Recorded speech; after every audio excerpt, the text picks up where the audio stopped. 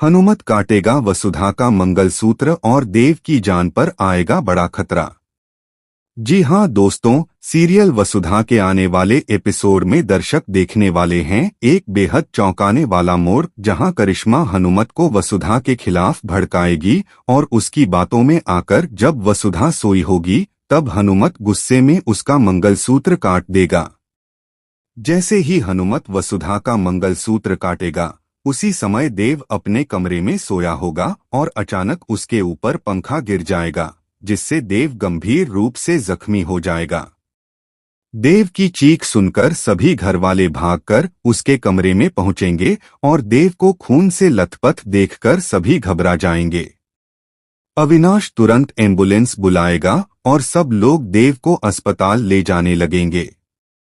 इसी बीच वसुधा को अचानक महसूस होगा कि देव की जान खतरे में है।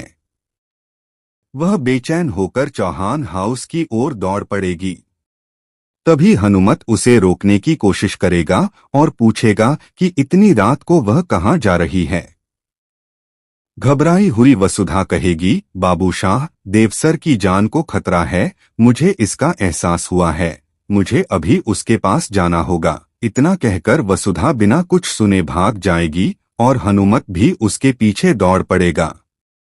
जब हनुमत चौहान हाउस पहुंचेगा तो उसे पता चलेगा कि सच में देव की हालत बहुत खराब है और सभी लोग उसे सिटी हॉस्पिटल लेकर गए हैं। यह जानकर हनुमत स्तब्ध रह जाएगा और सोचने लगेगा कि अभी तक तो सब ठीक था, लेकिन जैसे ही उसने वसु का मंगलसूत्र काटा, वैसे ही छोटे हुकुम की जान पर खतरा आ गया। उसे महसूस होगा कि शायद उसने बहुत बड़ी गलती कर दी है।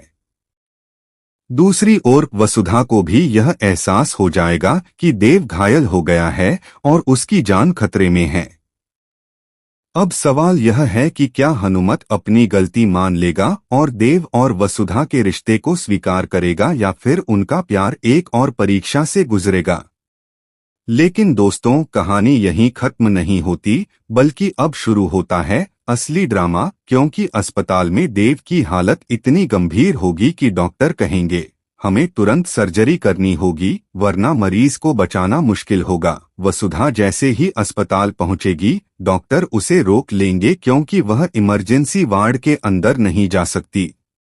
वसुधा रोते हुए कहेगी, डॉक्टर साहब, कुछ भी कर लीजिए, बस मेरे देवसर को बचा लीजिए। तभी अंदर से मॉनिटर की बीप की आवाज आएगी और सबको लगेगा कि देव की सांसें रुक गई हैं। बाहर बैठी वसुधा चीख पड़ती है, देवसर, और बेहोश होकर गिर जाती है। यह दृश्य देखकर हनुमत के पैरों तले जमीन खिसक जाएगी। करिश्मा, जो बाहर खड़ी सब देख रही होती है, मन ही मन मुस्कुरा रही होगी कि उसकी चाल सफल हो गई। लेकिन तभी डॉक्टर बाहर आकर कहते हैं, देव अब खतरे से बाहर है। सब लोग राहत की सांस लेंगे, मगर हनुमत की आंखों से आंसू बहने लगेंगे क्योंकि उसे यह एहसास हो चुका होगा कि देव और वसुधा का रिश्ता सिर्फ एक भावना नहीं बल्कि एक ऐसा पवित्र बंधन है जिसे कोई भी काट नहीं सकता, चाहे वह मंगलसूत्र ही क्यों न हो। हनुमत अस्पताल की बेंच पर बैठकर सोचने लगता है कि आखिर उसने ऐसा क्यों किया, क्यों उसने उस पवित्र रिश्ते को तोड़ने की कोशिश की जो दो आत्माओं को जोड़ता है।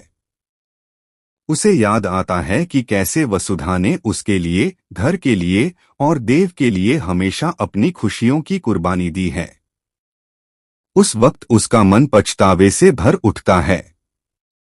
उधर करिश्मा अपने प्लान में फंसने लगी है क्योंकि देव होश में आने के बाद सबसे पहले उसका नाम लेता है और कहता है, मुझे पता है, यह सब तुम्हारी वजह से हुआ है।